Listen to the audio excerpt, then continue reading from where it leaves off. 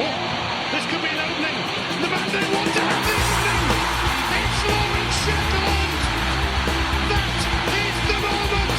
The moment of matters. Well, we've been away for a week, but we are back again. So welcome back to Hearts on Sleeves podcast. It's a podcast that is all about Heart of Midlothian Football Club, its fans and ups and downs we experience on the way, both on and off the pitch. And first of all, an apology for not being able to record last week. There's just some issues going on that within our personal lives that couldn't be avoided. So we are back and glad to be so. And joining me today are your favourite brothers, Adam and John. Adam, how you doing? I'm alright, thanks. After all that, ended up not going to New York. Just like some family stuff came up. So I did go to the Motherwell game in the end. So yeah, I think I got pretty lucky given how the game went. It was a good one to have gone to. Livingston, not such a good one, but I suppose it's our duty to cover that one as well, right? Because we didn't do it last week, so we will cover that at some point. How are you doing, John? You okay? Yeah, not too bad. Just been kind of a normal week, to be honest. Nothing. Work's been normal. Just had a new boiler fitted, so I guess that's good. Yeah, it's just been quite like a basic week.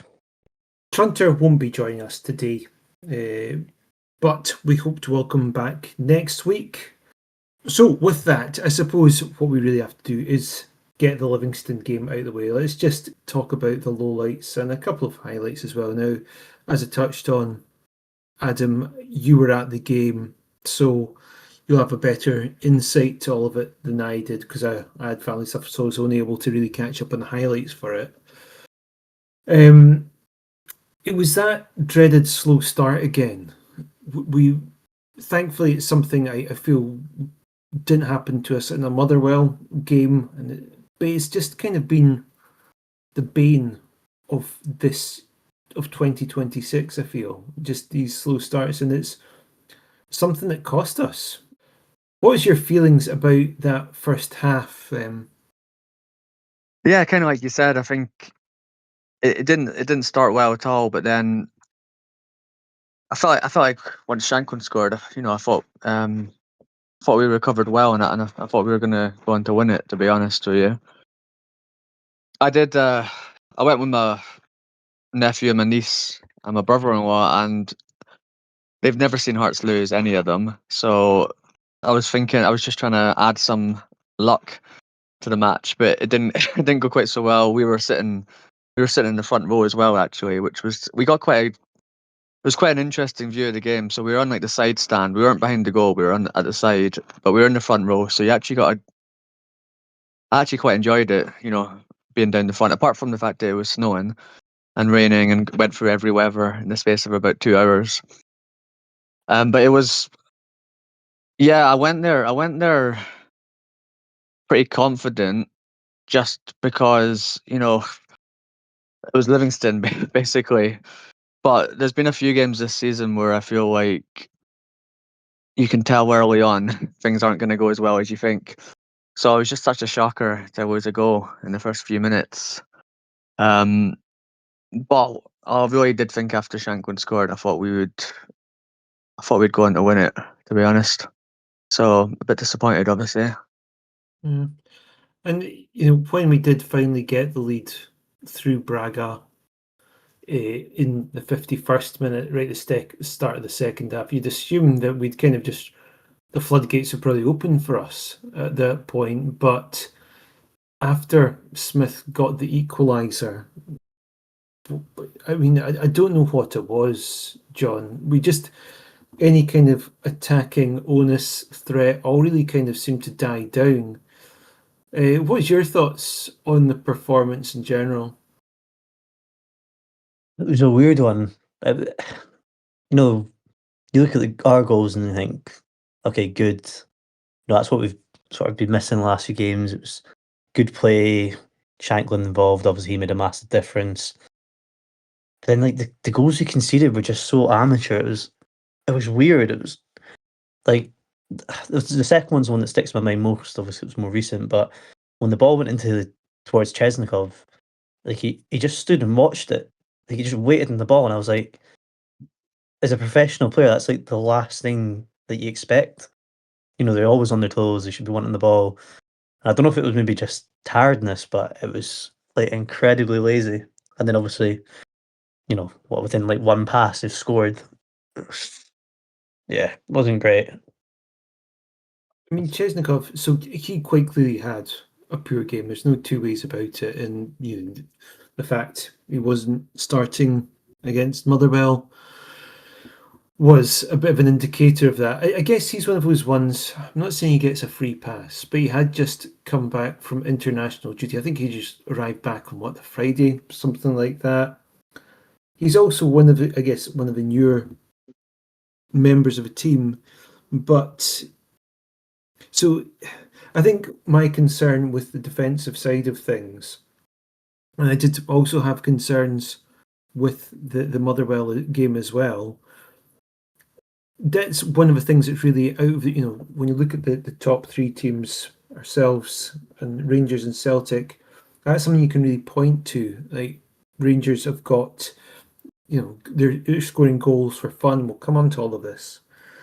Celtic just keep seeming to be able to dig a result out their arse. But whereas I really think our thing, people keep saying, oh, it's this, always scoring the last few minutes. That's the mentality. I actually think one of the best things for us has really been one of the highlights is our ability to keep a clean sheet. So my concern really has been for these past couple of games that people really want to step up and, provide a commanding performance from a defensive side of things haven't quite been doing so. Like I am aiming my sights a wee bit here at Halkett, who's just looked quite off the pace in this game, the Livingston game and the Motherwell game.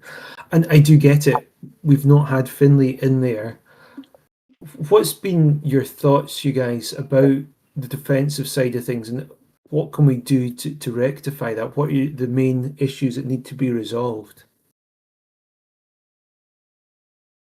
I mean, I think Yeah, well, you go. no, no. I was just gonna say one thing. Like I think Finlay coming back does make a difference. I know he's had like his critics, but I think having him back, um, I don't know. I think that makes things a bit more solid having Finlay and Halkett as a partnership. Because you've seen guys like like McCart's come in and he's looked decent at times, but then he had quite a poor game. I felt like he had a poor game against Livingston. Hmm. So I'm hoping having like a sort of having our like first choice centre back pairing will help going forwards. Yeah, interesting to see what we do about the right back as well. Obviously with McEntee being out, but yeah, I do think Finlay will make a difference. Is that just before you come in there, John? Is that confirmed about McEntee now? I've not seen anything, but I would guess so. It looked like a bad one. Yeah, it's not confirmed, but they were talking about it being his hamstring potentially. So Hmm. I guess we just have to wait and see. But given our luck recently with Yeah. injuries, I feel like it feels like we get a couple players back and then another couple out. So it's not certain at the moment. Hmm. Sorry, John, you're going to come in with something. Yeah, I was going to say with the defence, I feel like Adam was saying, obviously Finlay's been really good, and I do think him and Halkett together is a good combination. Obviously, he's maybe a bit more susceptible to making a mistake. As we've seen a few of the ones that have maybe cost us goals, or a couple that have cost us those red cards in the past. I think the biggest thing the defence is missing at the moment is a bit more of Halkett's almost like just determination to just get rid of everything. Like Hmm. just right through every clearance. If you're winning the ball, just make sure it's getting as far away as possible. Like with the McCart one against Livy, like he tries to clear it and he's not even like tried to put his foot through it, he's like side footed it. Hmm. And it's those sort of mistakes that I think recently where you can look at defence going, it's like the simple things that defenders should be doing. And I don't know if it's pressure or maybe overthinking it. Like you sometimes you just need your defenders just to go through the ball and like fucking get rid of it. Just put it. Yeah. I don't know, maybe we're just missing that sort of like basics of defending almost. I do think, just a lack of consistency, and with McEntee looking to be out, I don't know if we'll be able to get back to consistency, but I suppose the ones you want to really have, getting several games in a row, getting more time together are, you're back to.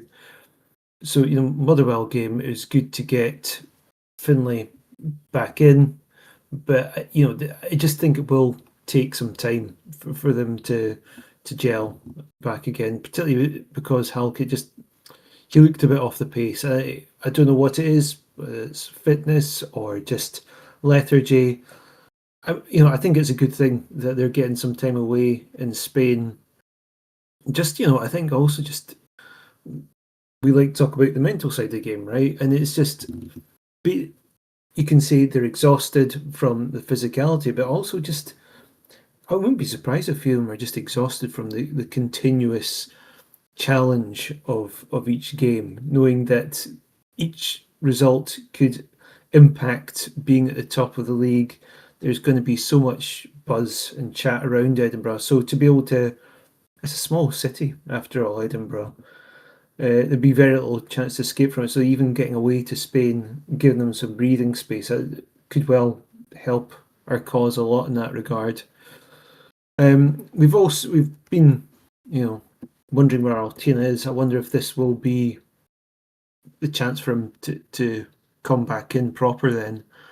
Well, not come back and just restart games. I think it will be going ahead, horses for courses kind of thing.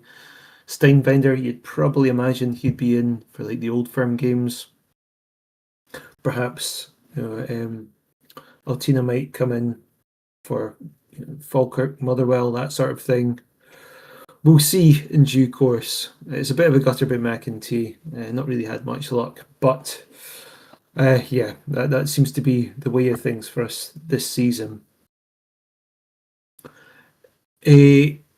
One other thing I kind of can't help but mention is that red card towards the end. Anyone fancy we vent about it?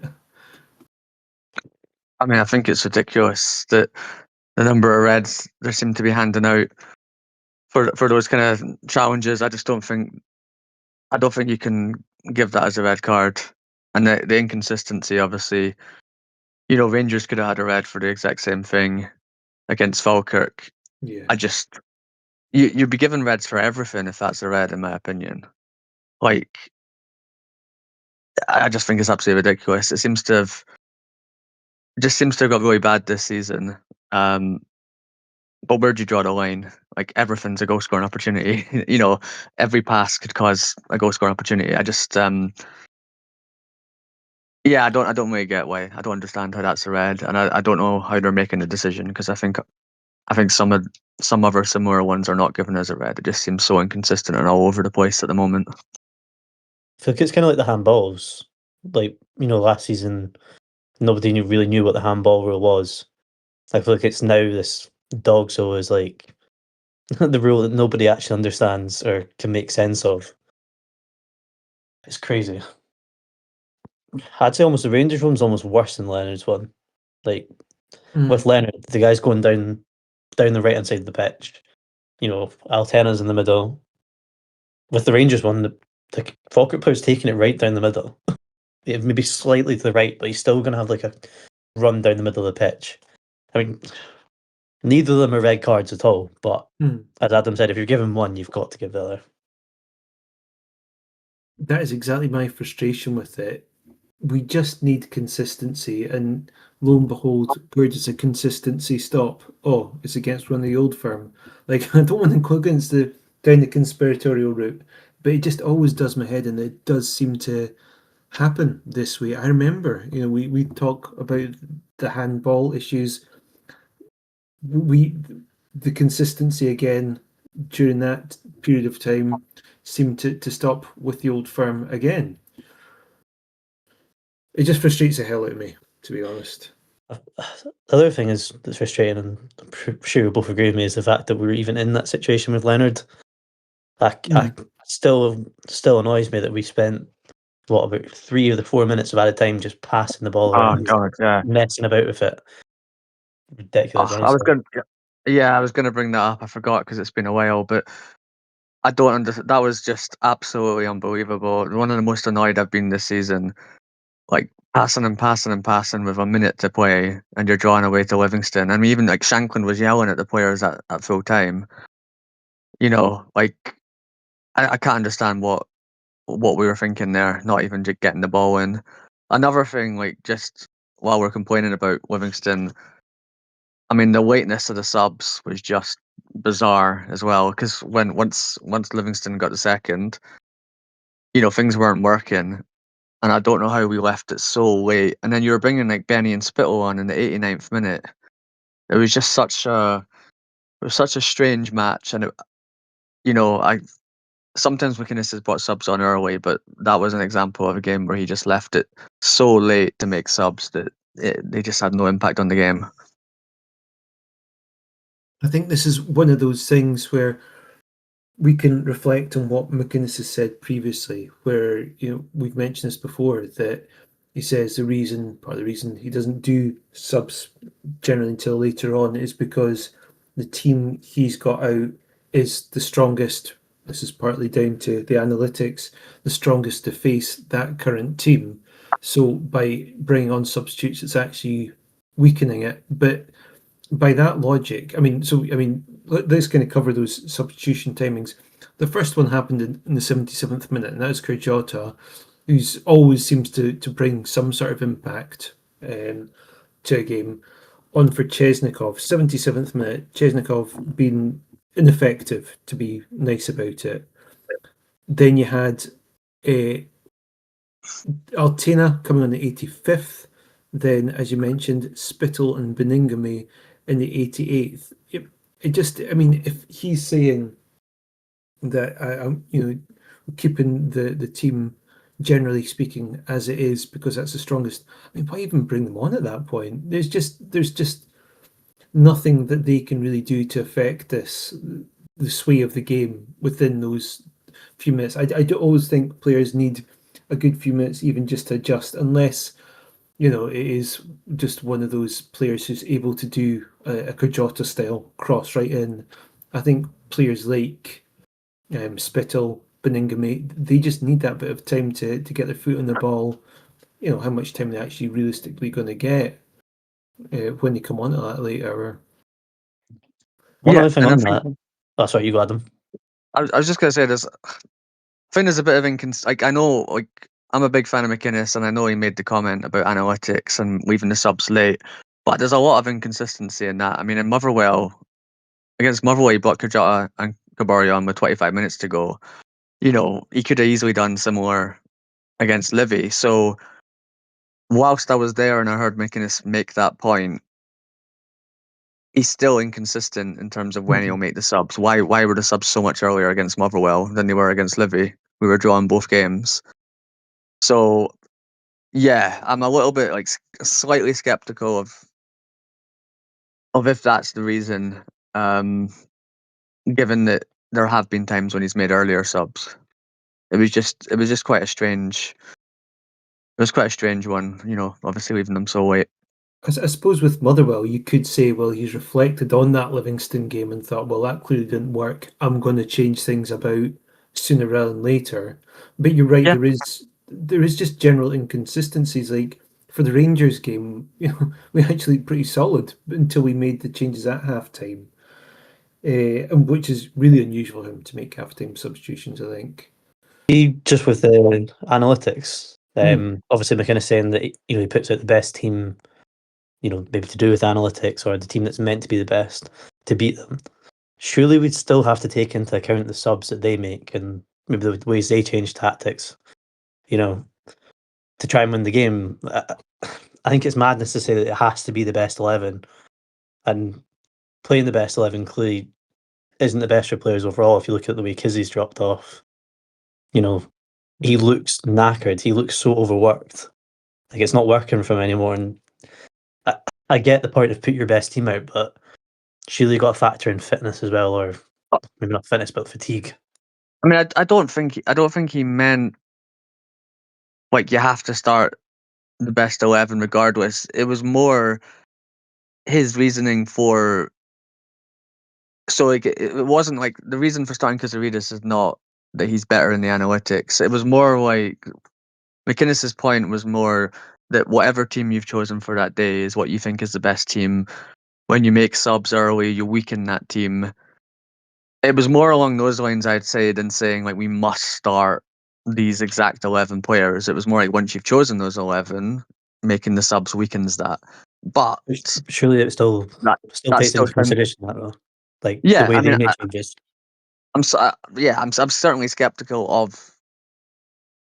I mean, there was I don't know if he was saying that's exactly what he does. I mean, it was a general point about that's what the analytics show, but yeah, it's certainly inconsistent. And there have been times when he's made subs at half time, so I'm not really sure that line always works as a reason for why he's done what he's done. So yeah, who knows? Okay, so for all the issues that went wrong in the Livingston game, I do think he worked, McInnes and the team in general worked on a lot of them in the Motherwell game. That slow start wasn't there. We almost actually took the lead through, I think it was a McEntee header, or it came off McEntee. It might well have been quite early on. And even though there wasn't any goals in the first half, I did feel that we were the stronger of the two teams. There was sort of three changes. I do want to just kind of go over that team that started against Motherwell. Schwallow as usual in goals. It was more of a 3-5-2 from memory during the game. I think he switched it to a 4-4-2 when we went one down. But this is how it started off. We had McEntee, Halkett and Finlay. Then you had a midfield of Kizaridis, Devlin, Beningame, Spittle and Kingsley. And then there was Shankland and Braga. What was people's thoughts on this one? Obviously, Leonard couldn't play in this game. It was a bit of a concern to me because I think he's generally been quite strong, Leonard. I know Trunter's a big fan,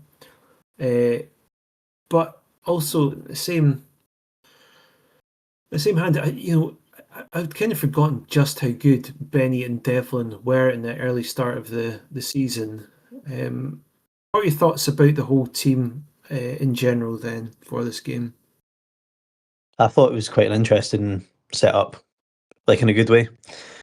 I think the way that we set up against Motherwell was really like quite brave, to be honest, knowing the way they play. It was almost like man for man at a lot of points, and against Motherwell and the way they've been this season, that's not an easy thing to do, but it did work. And I think maybe there was only maybe a couple of times where maybe we mistimed the tackle, or one of the players took a pass and then it was maybe like a 4-4. Like it was like a small-sided game almost, rather than like a, a proper 11-a-side match. But yeah, I think each player, especially the back three at the start, McEntee, Halkett, and Finlay, I think all three of them handled it really well. Just sticking with whoever they were marking. The only time I can really think of it not working was the Maswanisi chance when Halkett gets too close to him, turns him and he's through and goal. But apart from that, the man-to-man really nullified their threats. So it was pretty good. Yeah, I mean, it wouldn't surprise me if Halkett's still making that turn to get to Maswanisi now. Honestly, that is a point where I thought, oh, Halkett might be a wee bit off the pace here. But yeah, I mean, like, also fair play. Motherwell have got some superb players, and there were times where they potentially could have been out of sight. Adam, like to bring in here your thoughts. Yeah, I mean, although Leonard has come in and made a positive impact, I was personally really happy to see Benny and Devlin back together, and I thought Benny I thought he had a good game, and I think it was even if Leonard had been available, I think I'd have rather had Benny and Devlin for this one, to be honest. It felt a bit, with Shanklin and Braga up front again as well, Finlay back. It felt a bit more similar to the team we had when we were playing at our best, like maybe minus Harry Milne. So yeah, I was. There's something just so like. There's something really like. Can't think of the right word, but there's something kind of comforting from having Benny and Devlin back. I felt like that was what was needed. Given that we've stumbled a little bit recently. They really So understand each other, the two of them. Like Benny yeah, and Devlin. It's a great connection. I think everyone got a lift. I don't know. I think there was just a general lift from having them together, and like you said, I think they play really well together. There's a good understanding there. So I was pretty happy with. I mean, the one thing that I think some of us would have changed, obviously, is because Arida's starting. I think by this point, I personally think Arida should have had a rest a while ago. I think that was the one question mark I'd have had is, at some point, will McInnes maybe give Kurjata a chance? That's the only thing when you see the team, that's the kind of question mark. I didn't think McInnes was going to change it, but certainly Benny and Devon back together, I thought was really positive. I think we were talking about the game, obviously, Adam, as well. Like seeing Benny after him not playing for a few games or not having that sort of consistent run until he gets injured. It was like having like a fresh, brand new Benny. Like he looked completely injury free. He looked up to the pace. He looked completely focused. Like I almost wonder if he's better being that player where you bring him in after a few games off, or he gets a bit more of a rest and you get the proper version of him. I think you're right. Benny looked much more lively and much more up to speed as well. I thought he had a lot of good touches and good. I thought he looked the best he'd been for a while. I mean, he hasn't started, I guess, since just checking. He hasn't started since the Rangers game, which is quite. It's been like 2 months since he started, amazingly. But I thought he looked really. I thought he looked back to his best. And there's a couple of times where he was caught on the ball. Again, considering he's not had a game for what you just said, 2 months here. Hard to believe that. I mean, he's come on as a sub a couple. He's had sub appearances, but last start Rangers away, which is amazing. And also, just given the way Motherwell play, and the pace they've got in some of their players, it's not entirely surprising moments like that are going to happen. What I just also, I always forget it, and then he'll just pull one out of the bag. His assist for that goal for Kabori, the pass Kabori, through. yeah, brilliant pass. I forget he's got that in his arsenal, and that was incredible. Yeah, he's just such a brilliant, and it's one of those things that hopefully that's something we're going to see more in the next 5 games, because what a fantastic player to have within that midfield, a guy that can get the ball. We all know how good he is at doing that, shielding the ball. You can maybe see Shanklin making one of those clever runs, or Braga going through, and Benny able to thread the ball through. I just think that could be something that'll be such a powerful weapon for us to have if he's able to hold down a place in there. And on the back of that Motherwell game, I think Leonard will have a bit of trouble getting back in. Actually, we'll see. I feel like you could even do, or maybe interesting, but Leonard, Benny, and Devlin would be like. Mm-hmm. If you have sort of Leonard and Devlin sitting slightly deeper, and then sort of let Benny sit in front of him, where he can play those sort of passes or link up the play a bit more. I mean, it would mean sort of a change in the formation, but I wonder if they would consider doing all 3 of them, because I'm not the biggest fan of Spittle playing with with those 2 after that Motherwell game. Don't think he was great.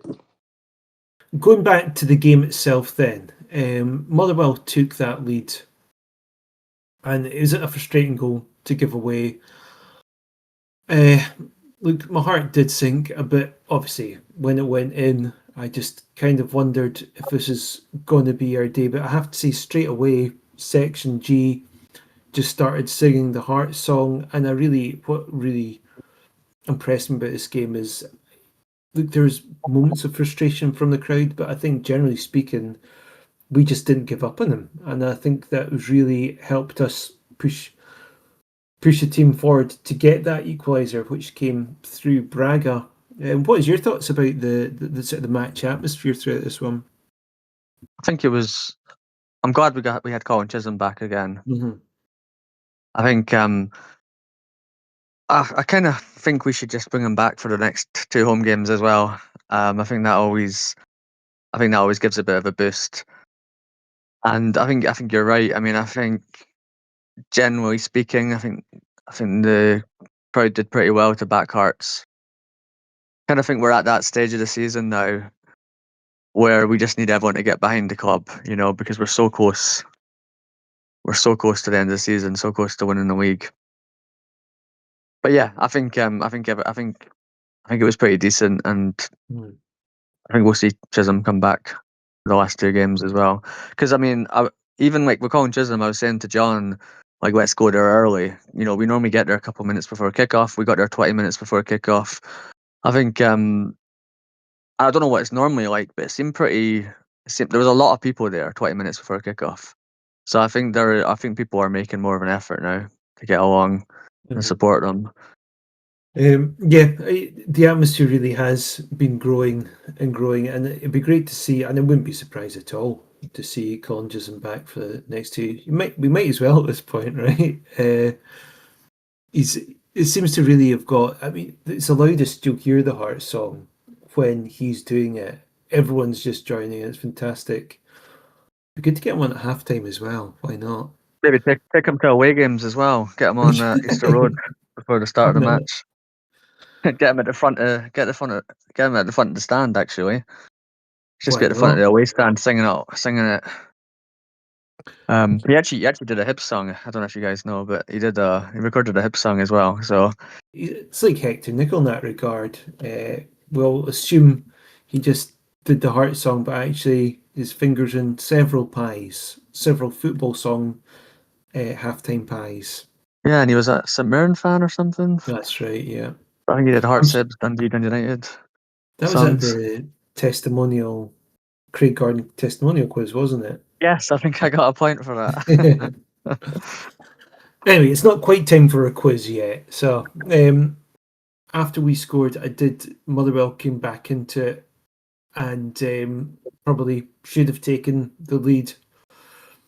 I don't know if you saw the aftermatch interview. Actually, I know you did because I linked it to you, with McInnes being quite bullish about the journalist saying luck, talking about luck when it came to the game itself, and McInnes saying that it's nothing to do with luck, it's just bad play by them. I think, if I'm being totally honest, I think there's a bit of both. If Motherwell, there's points in the game where they could have been a good 2 or 3 goals up, and we did, I think, ride our luck to an extent for that. But we made the right substitutions. Unlike the Livi game, I think we made the right substitutions at the right times to get us over the line. My question is, though, if we didn't get that penalty, do you see us getting that winner? Honestly, probably not. It's hard to say, but I don't. I mean, I think we did look better once the subs came on, but I don't know if there was quite enough of that like final product, which maybe we've been missing, in the last few weeks. I mean, I guess it's hard to say. You don't know. Maybe Motherwell would have kept attacking. We would have got a counter attack like we did for the Kabore goal. Hard to say. I mean, if I'm being honest, probably not. But all that matters is we did. So, buzzing with it. Yeah, and on the McInnes interview, I was just going to say, I think the way he responded to those questions is kind of why he's been part of the reason he's been such a great manager. You just feel like he just backs the squad, he backs the club 100%. And I was actually like cheering when I heard him kind of come out and just, be so defensive, because he did it. That just sort of sums him up. I think that's the way he is. He's so like, he backs everyone so much. In terms of getting a winner, I mean, it's impossible to say, but what I will say is like we have got a lot of late winners this season, and most of them have not been penalties. So I wasn't kind of expecting a winner at that point in the game, but I don't think you can rule out the fact that we might have done that, because we've won a lot of games with late winners. So yeah, I'm just going to be positive and say Kabari would have scored anyway. There you go. Yeah, I just think that there's evidence to suggest, that we could have won that game without the penalty, and that we have done that many times this season. So, there's elements of luck in what happened, but at the same time, Motherwell didn't take their chances, and we did. We scored the penalty, we scored another. Motherwell missed their chances, and that's just the way it goes. And I think, yeah, that's the difference. You could also say that's why they weren't doing as well at the start of the season. They were trying to play that fancy football, which has obviously worked from sort of the middle to latter stages of the season. But maybe that's part of the reason they were down. Maybe it was just they don't have enough quality in the final third, whereas we have. Yeah. I know Mastroianni's is the top goal scorer, right? But look at the chances he had yesterday. He didn't take them. There's the sort of chances I would think Braga would. If you put Braga in that position, Braga scores that 9 out of 10 times. I just think it's all hypothetical, but I think that they would, if they had that much quality, like finishing wise, then they would be higher, or they'd be doing better than they are. So That's a really good point, and this is totally unrelated, but I just suddenly thought of the number of players that Motherwell had that went down, apparently injured or with head knocks, was just like outrageous. Like every 5 minutes in the first half, they had someone down. For every time we were on attack, they seemed to have someone on the ground injured. Yeah.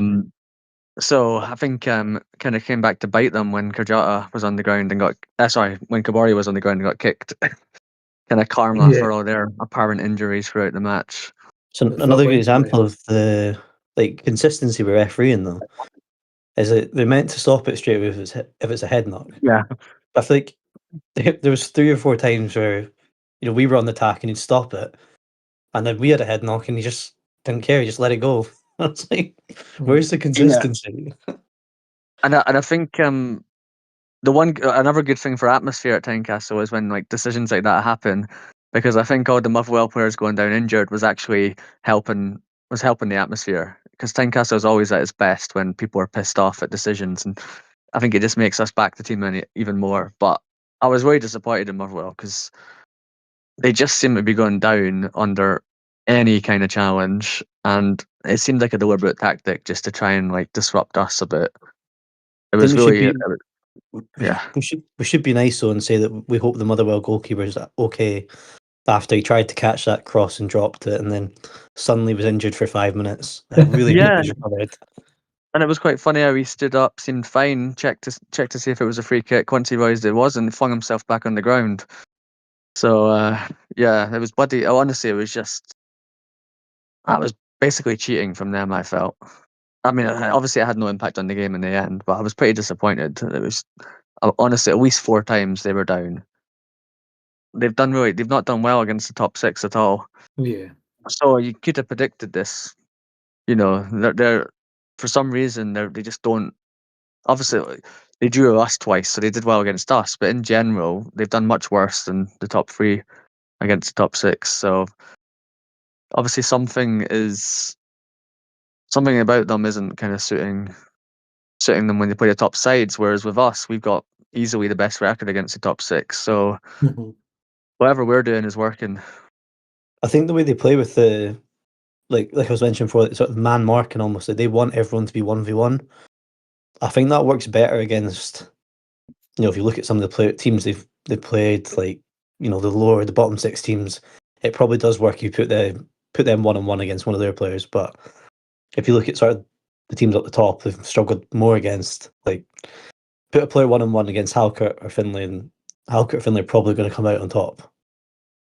And again, when they haven't, they've obviously not taken the chances. So, I think they might play nice football, but you can kick the ball around as much as you want. If you're not putting the back in it, it means absolutely fuck all.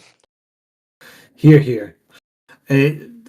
Just going back one last time to what McInnes was saying, I do think he'll know himself that there were times where we rode our luck a bit, but exactly what you say, Adam. He knows the right things to say, to not just to the media, but also he'll know that that'll filter down to his players as well. And he wants them to get the credit they deserve for a hard fought win. And also, he said he wouldn't swap either of his two strikers, Shanklin or Braga, indeed Kabori, three strikers for anyone else in the league. And yeah, kind of going back to what you said there, John, I really, certainly from finishing point of view, can't really disagree with that.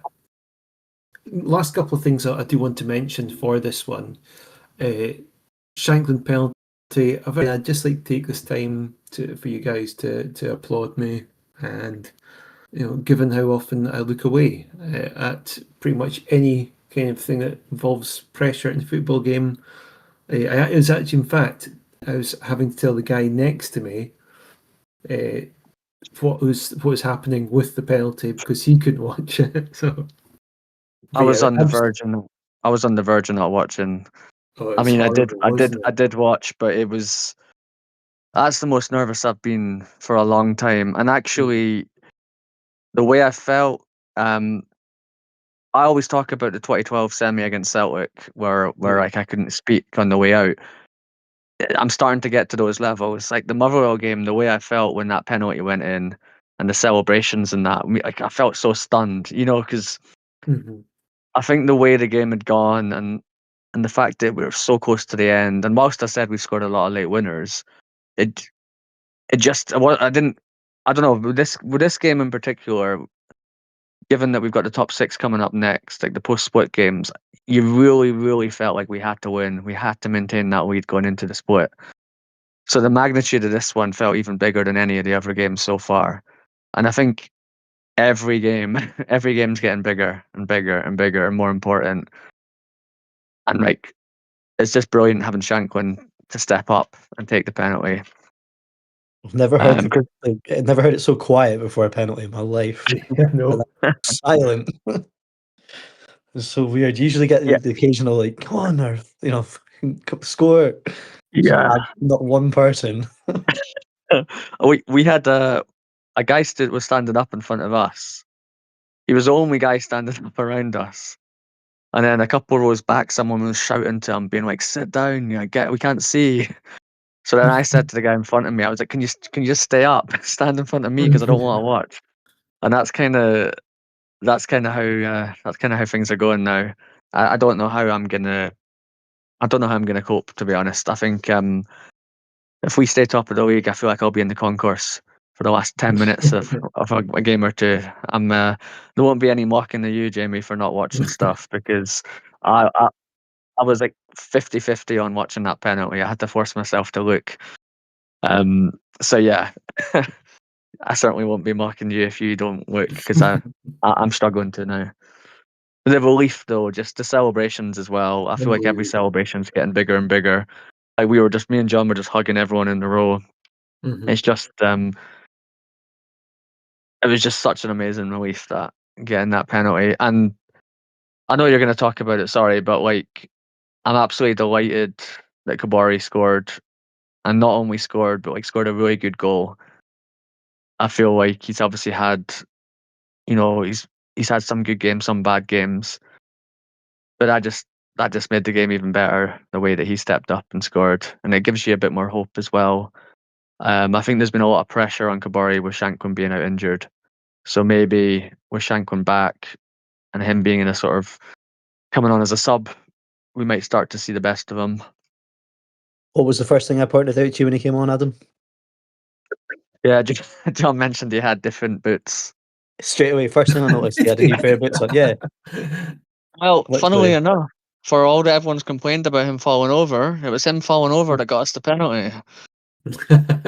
So In fairness, that wasn't a slip. That was him failing to do an overhead kick. I know, but still, it's just ironic that him being on the ground was what saved the day for us, Hilarious. given his lack of ability to stand up and No, not fall over. you're right though. He does deserve a lot of credit. That goal, we took it brilliantly, and Oh, that's what he's it was missing. because like I think I don't know. Me and John were probably both like yelling like pass. We were shouting to pass it, and then the fact that he just kept going by himself, and then also, and I mean, I know it was obviously offside, but his finish like after that, where it was Yeah. ruled out, that was also a very good finish. So he's got ability. I think he's got ability. It's just, yeah, I think it's been hard. I think he's played a lot more than he would have been expected to because Shankland was Yeah. out. So I Crazy was to just think really of, delighted for him. it's crazy to think if that counted that we could have finished that game 4-1 after drawing 1-1 in the 88th minute. I know. Yeah, well, that's what it's been like for Shit. Motherwell this season. Like the home game, Yeah, like the 3-0 game, coming back from 3-0 to draw 3-all. We almost won that 4-3. This game is 1-1 with a couple minutes to go and could have won it 4-1. It's just, I think that's maybe just the way Motherwell play. It has good and bad points, doesn't it? We yeah. certainly score. We scored. I mean, to score 6 goals at home to them in 2 games is amazing. Yeah, I mean, I did want to come on to Kabori, but I mean, you covered it perfectly there. It's just so I good for just his couldn't hold it confidence. in. Sorry, I was just really happy. That's all right. It's not just the goal itself, but also that finish for the one that didn't count. I will say though, if you watch the goal back, I'm pretty sure he falls in his arse when he scores. So maybe the boot issue is still not fully resolved. I would say that. The penalty though, so for Shankland, I just want to make a special mention of this because he didn't mention it. So he was the standout performer against Livingston, but also in this one, it was just what a real captain's moment that was. Just cool as you like, penalty, going up to it, taking it, and it was a fantastic penalty right off the post. And there was also a moment in the game. This is the kind of thing I really miss from Shankland, where he tried. I'm sure he tried to lob the keeper at one point, didn't he? Oh yeah. Me and Adam actually, we were Oh quite yeah, harsh to be yeah. We were quite. We've got such high standards for him. We were like, oh, he should have done better. Um, because I think he did better with that other one where he shot from the halfway line. He tried to lob the keeper recently. But no, it's great to see him do that because I think he's been such an. I mean, I'd say he's been the most important player of the season. Really, he's Yeah. just been. It's been so amazing to see him back to his best, and the difference it's made having him come back is just. You can't even put into words how much of a difference it is having Shankland. He's a difference. He could easily be the difference between winning the league and getting second. Let's hope. Let's hope him being back will win it for us. I think he brings so much, doesn't he? Like as a captain. I can't remember what point in the game it was. It might have been, was it just after we equalised or just before maybe? And there's a moment where he sort of turns around and like he just sort of almost like points at every single player and just says that sort of like everyone focus. And like even that, like we've not had that for so long with him being out, and I just feel like it's exactly what we needed.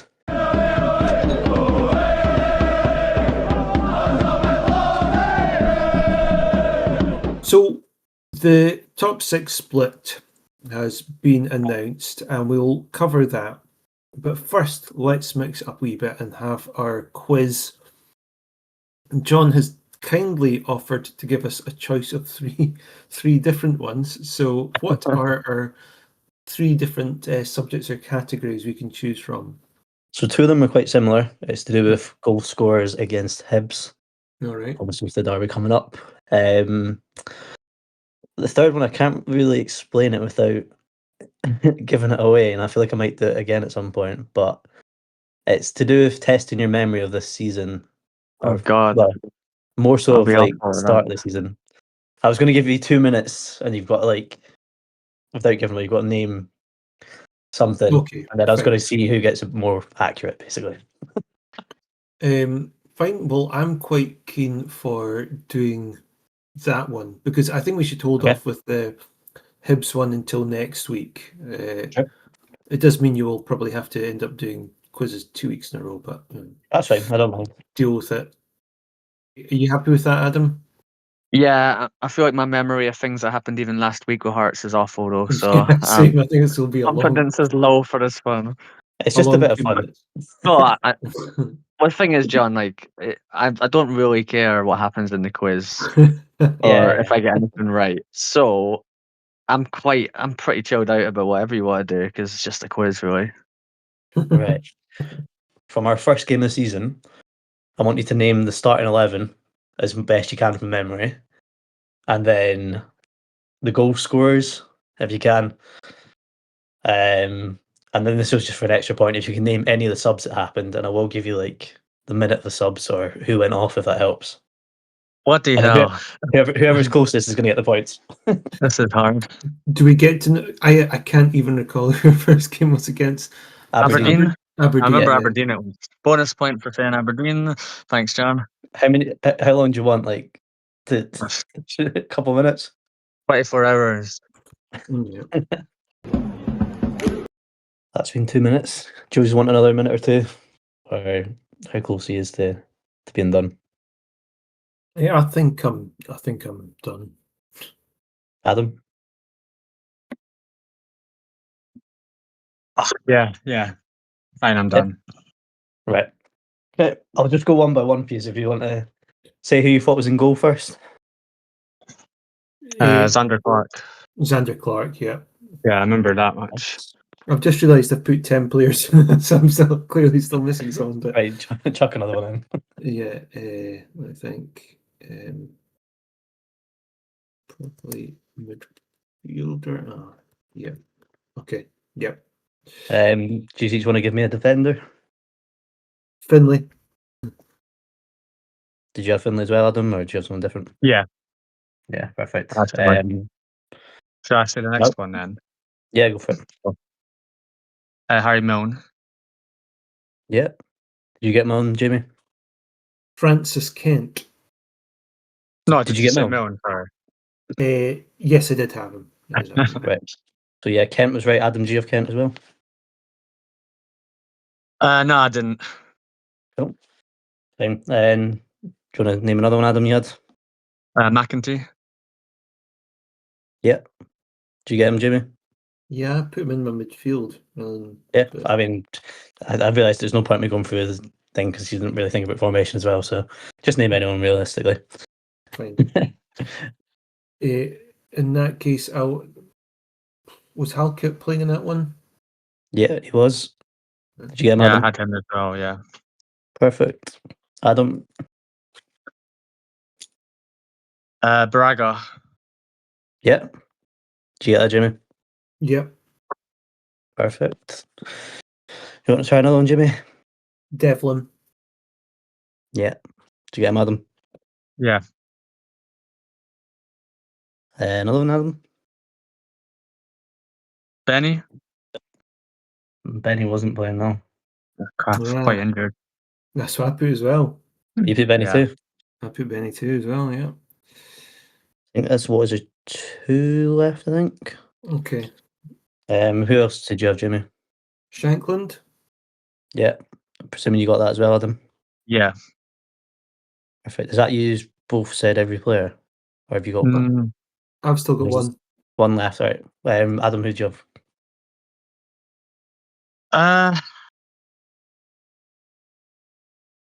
I'm confused because Yeah, I'm pretty kind sure of, because Arida didn't start because he didn't. So I'm Spittle. yeah. Spittle did play. Yeah. What? Sorry. Spittle did play. Yeah, he did start. He started Yeah, again. because Arida didn't start until a couple of games in, I think. So yeah, I put Spittle. Did you have I put, Spittle, Jimmy? I put Spittle as well. So do we actually have exactly the same team, Adam? Nah, because I didn't have Kent. Oh, right, okay. And you both put Benny in that was wrong. Oh, So right. I think Jamie, you get 10 out of the 11? I think. Adam, you got 9 from what I've got. I think, if I'm right. Mhm. Yeah. The only one that you both missed was Borshka, I think. Oh, shit. There's a name from the past, eh? I wasn't ill that day. Did either of you make a guess of the scores? Finley. Do you both get that? Yeah, Adam. Nah, I can't remember.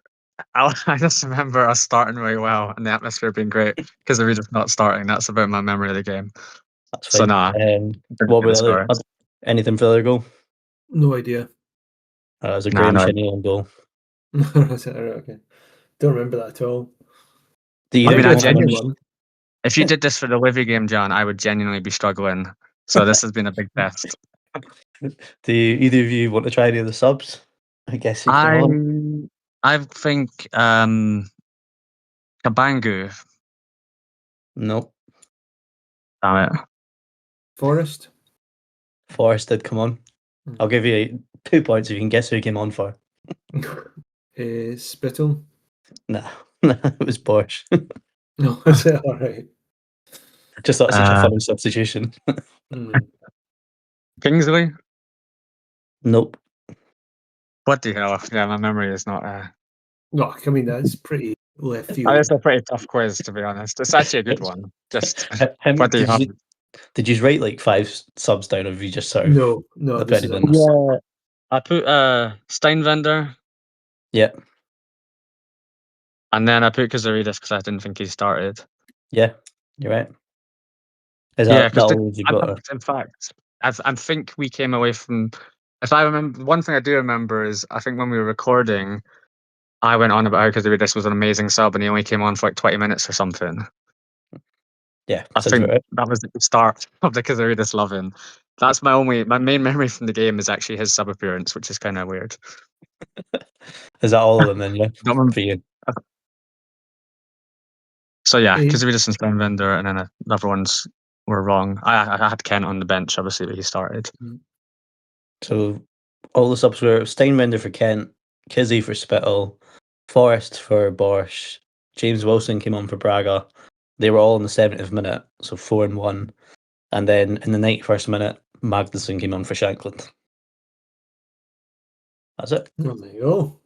Well, that was a Um, good one, actually. Yeah. scores. Adam, you got 11, and Jamie got 12. Right. Whoa. 1 point in it. That was a good one, actually. Really, I don't know what it is. I really, if you mention a specific game, I really struggle, especially when it was in August. There's been so much has happened this season that I really struggle to.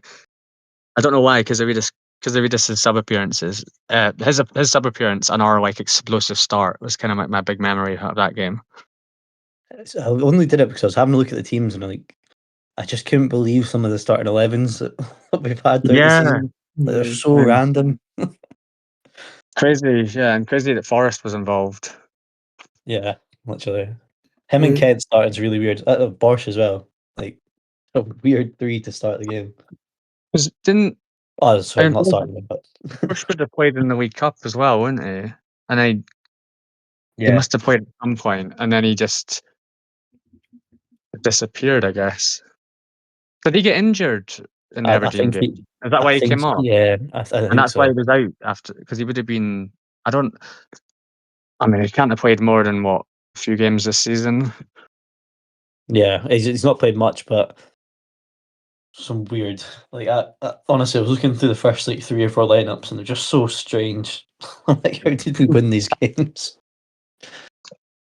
It's interesting that our consistency has taken a bit of a dent since those early days, and during those early days of a season, Forest is playing in quite a few of them. So I don't want to make the correlation, but Well, it's like Joel Sked always says he thinks Forrest will score the league-winning goal.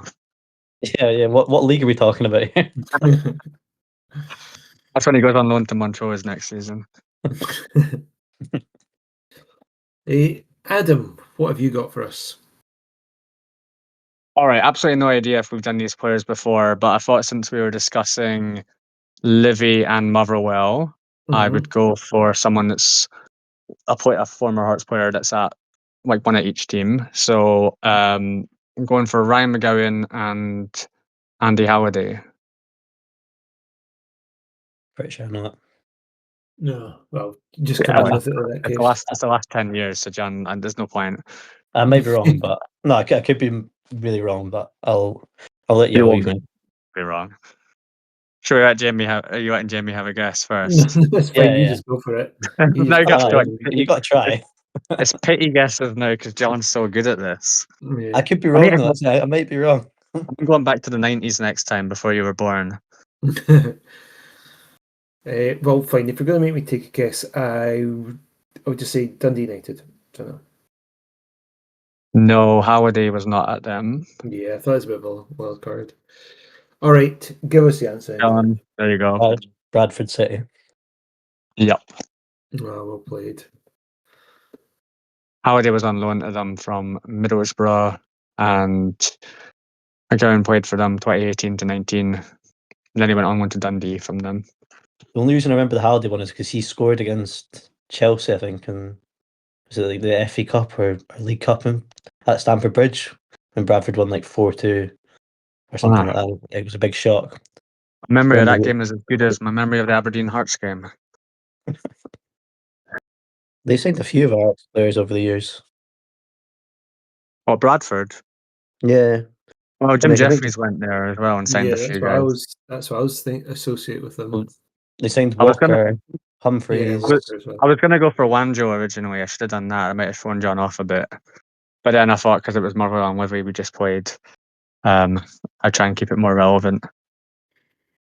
Now, before we look at the top 6 split fixtures, I do want to just say I met Phil from episode 34 before the Motherwell game. It was really great to meet you, Phil.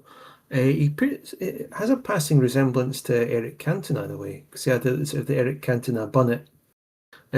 So there was no karate kicks into anyone that I saw. I mean, perhaps during the Motherwell game, he might have been flying about the stands. Who knows?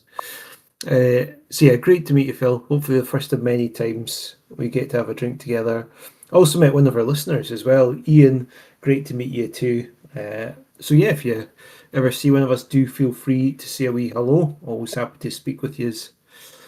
But yeah, let's look at the top 6 split then. So our ones are as follows. We start obviously against Hibs on Sunday, the April 26th at Easter Road, and that's at 4:30. This is followed by 5:30 on Monday kickoff time, which I won't be able to attend, which is great. So Monday the 4th, 5:30, home to Rangers. You can't attend it. No, I can't. How come? Childcare issues. Oh God, really? Right. Someone's already bagsided my ticket before we get people emailing in. Then on Saturday, May the 9th, away to Motherwell for an 8 p.m. kickoff. That's another 8 p.m. kickoff on Wednesday, the 13th of May. But that's back at Tynecastle. That's against Falkirk. In theory, if we win that one and we've won all the other previous ones, that means we've won the league. Easy, right? And certainly, I hope if we are going to win it, then it's done before the final game of the season, away at Parkhead. 12:30 kickoff, May the 16th. So, I mean, I kind of put on Jambo's kickback what people's thoughts were, and it just really kind of, it doesn't really matter. Doesn't matter about the kickoff times or order, just fuck it. Let's just play the people and let the cards how they fall. Look, I am frustrated with that 5:30 kickoff time for the Rangers one. Yep, I've heard all the bank holiday shit and everything about that. It still is, if there's plenty of people there not going to be able to make it due to that. It was, from what I hear, it's a decision that was made with all clubs in conversation. But at the end of the day, it's obviously a TV thing. Because Sky Sports or whoever it is that's got rights to it are wanting a big bank holiday TV extravaganza. It's crap, but it is what it is. Any general thoughts about that? Adam, I'll go to you first of all. I think I'm quite happy that Celtic away is last. in the hope that we have it wrapped up before then. I think that on paper, that's the hardest game. So having it last gives us a chance to hopefully win the league before we play them. Or you go into that game away to Celtic and maybe they're out of the race and it's between us and Rangers and you hope that Celtic don't care about the result. Mhm. I'm also in some ways happy to get the derby out of the way first because I can't even imagine a derby against Hibs if that could like potentially have decide if we win the league or not. So I'm quite glad that's not later on, where they could potentially stop us winning the title. Whatever happens in the derby now, that's not going to end the title race, whatever the result is. And I guess I think the one question mark was if we were at home to Motherwell or home to Falkirk. And I don't know. I feel like maybe being home at Falkirk might be better. I don't know. That was the one question mark. But yeah, so I think starting with Hibs away, ending with Celtic away, I don't think that's a bad outcome. And I also think the first two games away to Hibs, home to Rangers, if we won those two games, I think we'd be in an amazing position, especially with the Old Firm derby after that. So we've got a real opportunity with the first two games. I really think if we won the first two, we'd win the league. I don't necessarily think we have to win them both, but I do think if we won the first two, we'd probably win the league. So I think I don't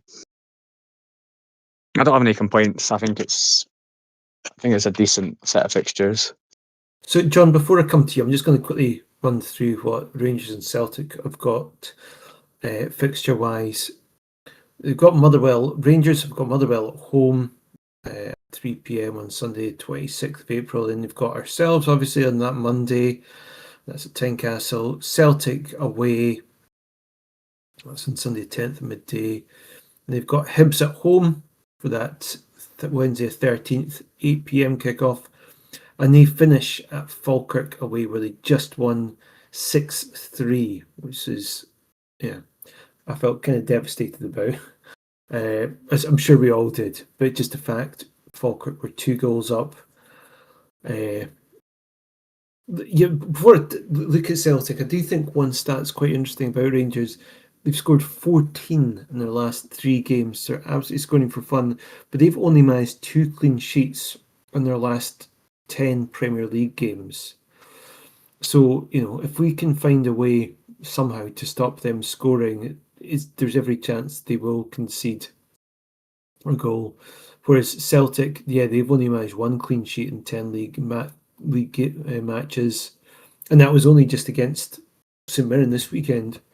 Their fixtures end Celtic. They've got Falkirk at home to kick things off with, then they're away to Hibs. I mean, that's 6 points there and then, I imagine, for them, but you never know. And they've got Rangers at home, then Motherwell away, and then, of course, they've got us at home.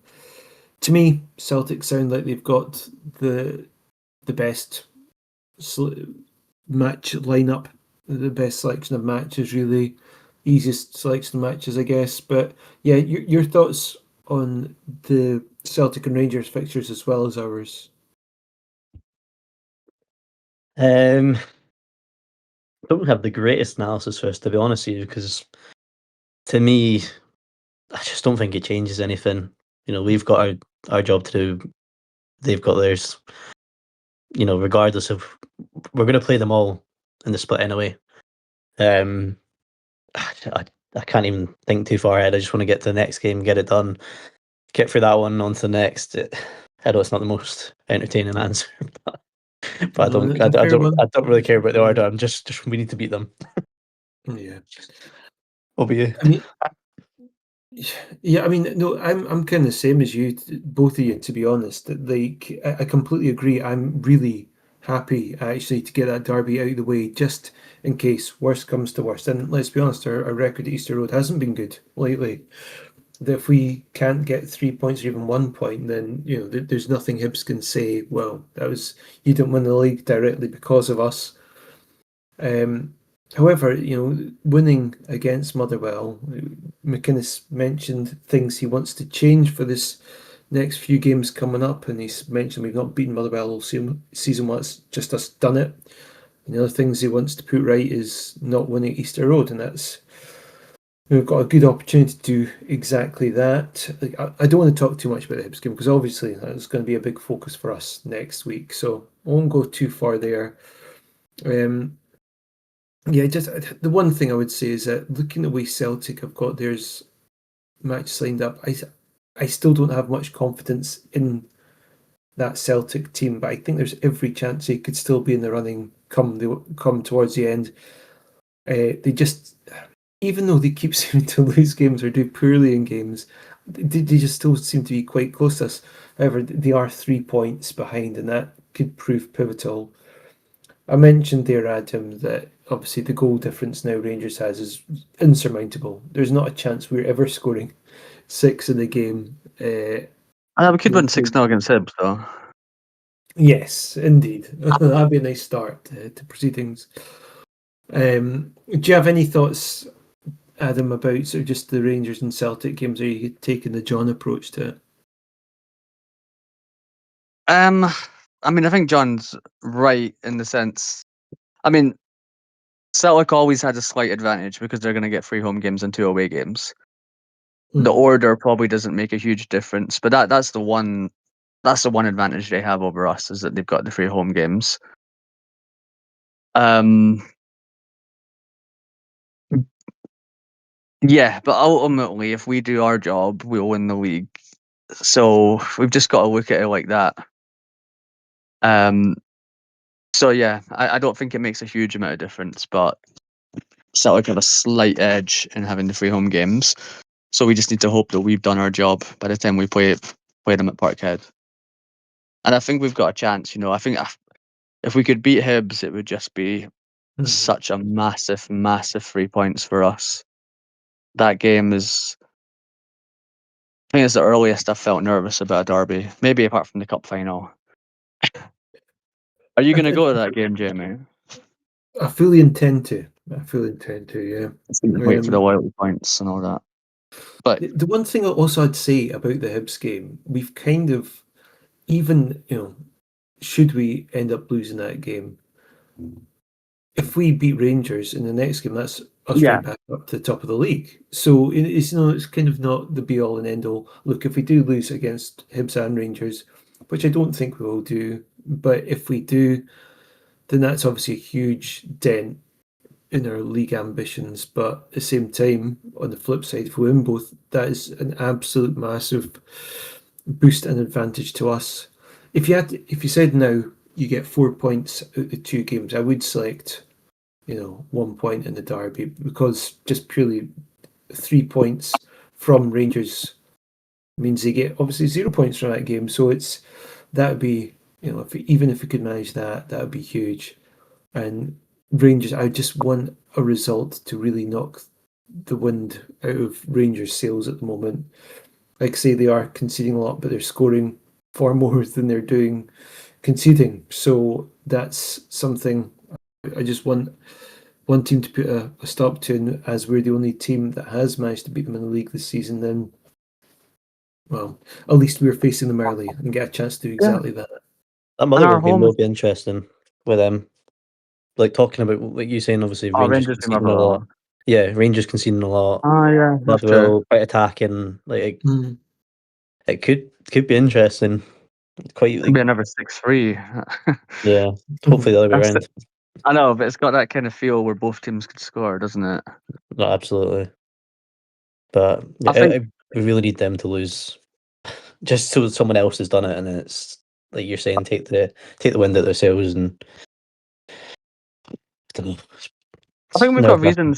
we've got reasons for confidence though, being at home to Rangers. I mean, our home form's just been absolutely brilliant. Like our record at home this season is amazing. So yeah, I think that'll be such a vital game. And then it sounds funny saying it, but the derby almost like to me it almost doesn't matter that we're playing Hibs.